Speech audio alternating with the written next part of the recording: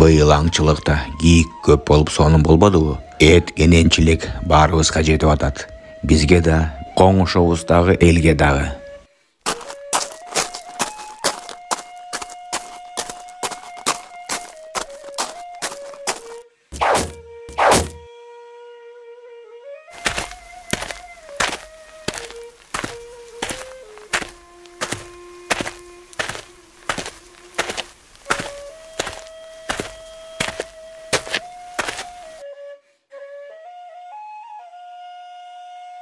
Мына кийик атып келдим. Азыр буну жиликтеп, бүт кошуналарга бөлүп берип, той кылайлы. Буга эмне дейсиң, досум? Бөлүшкөн этиңе рахмат. Эртең болсо мен сага токойдон отун чогултуп келем. Ушинтип бергенчи күндө кийик атып келип, өз жашаган коңушун бакчы экен.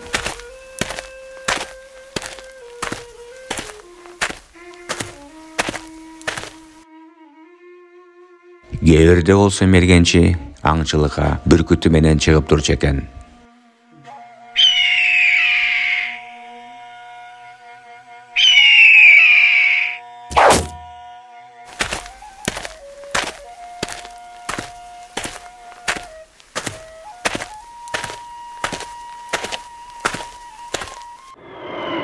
Бирок ушул жылы кышында аябай катуу суук түшүп, мергенчи аңчылыкка чыгып, эч кийикти таба албайт.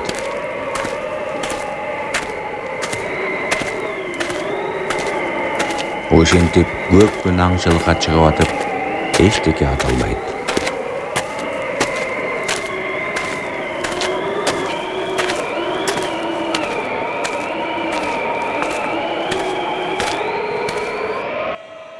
Кыштын суугу кантет я, тоңуп кала таштадым.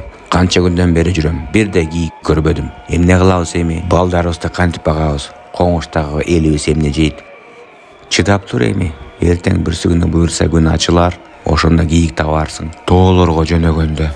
Бирок канча жолу аңчы кийикке чыкса, дайыма аларды таппай кур келет.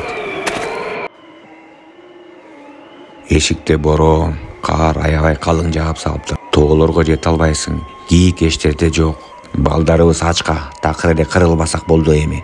Байга барып, анда бир топозун карызга алайлы, аны союп, этин күн ачылганча созойлу. Ажаз келгенде сен кийик атып, а мен болсо токойдон отун кыйып келип, карызыбыздан кутулабыз. Ооба, ошентпесек балдарыбыз баары ачка отурушат. Ыйлап.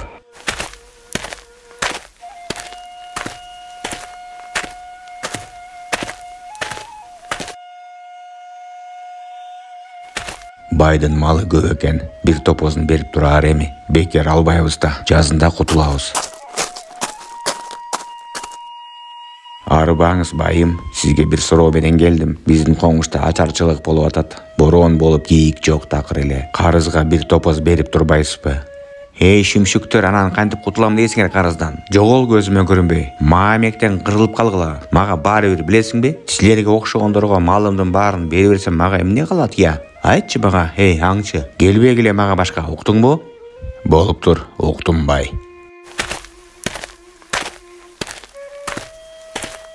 Артынан барайынчы, дагы бир топозумду урдап кетпесин бул шүмшүк. Мындайларга такыр ишенич жок.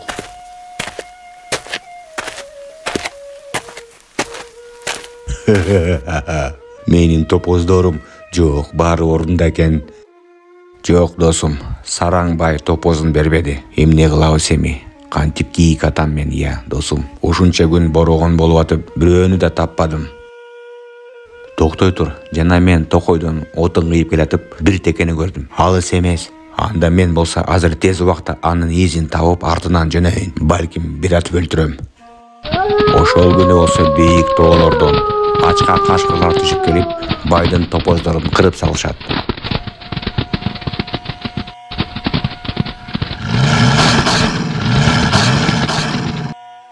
Тигине теке, бирок аябай бийик жерде турат. Атып көрөйүнчү, жебем жететпей жетпейби билбейм.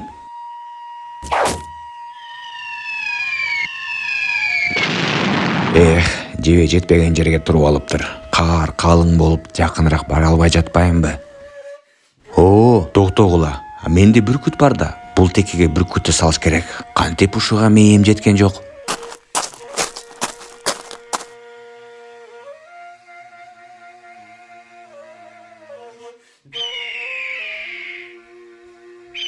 Бүркүт болсо асманга учуп чыгып, тоонун кырына шамалдай келип, текени ыргытат эбет.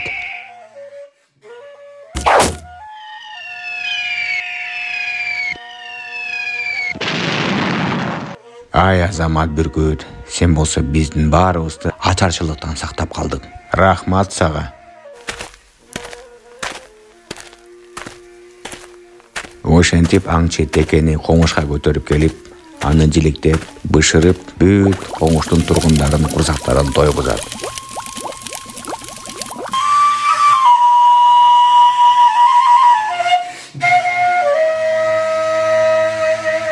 Ысык шорпу ичип аткан кезинде аларга бай жетип келиптир. Менин топоздорумду кашкырлар кырып кетип, мен 2 күндөн бери иштикке жей элекмин. Курсагым ачты. Мени кечирип, мага да тамак бергилечи. Суранам силерден. Болуп турбай, биз карапайым эл болсок да, бизде боорукердик менен адамгерчилик бар. Кел, эттен жеп шорподон ич.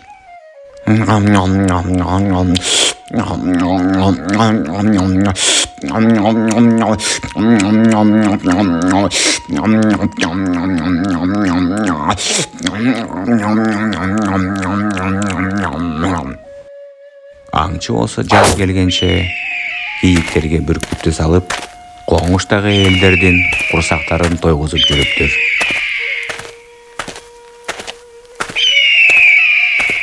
Ушундай жомокту бизге сыйкырдуу тоолор айтып берген.